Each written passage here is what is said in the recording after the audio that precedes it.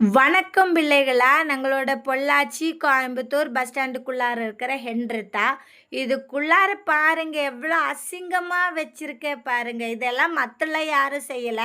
நாங்கள மாதிரி இருக்கிற நெறைய பாசஞ்சர் செய்கிற வேலை தான்.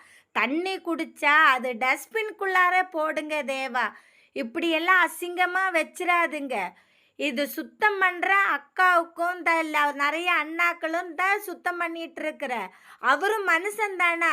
அவரு என்ன மனுஷனா நீங்க பார்க்க மாட்டியா? ஏ இப்படி நீங்க குடிச்சு போட்டது, தின்னு போட்டது இடுத்து போடுறதுக்கு தானே அவரோட அப்பா, அம்மா உங்கள பெத்து வச்சிருக்க. அவரோட கஷ்டம். அது கொஞ்சம் புரிஞ்சுக்கலாம்ல. சாப்பிட்டா அது டஸ்ட்பின்குள்ளார போடுங்க. தண்ணி குடிச்சு டஸ்ட்பின்குள்ளார போடுங்க. இப்படி பஸ் ஸ்டாண்டா இப்படி அசிங்கமா வச்சுக்கிறதா? அறிவே கிடையாதா? இனியாச்சா என்னோட பிள்ளைகள சாப்பிட்டா அழகா டஸ்ட்பின்குள்ளார போடுங்க.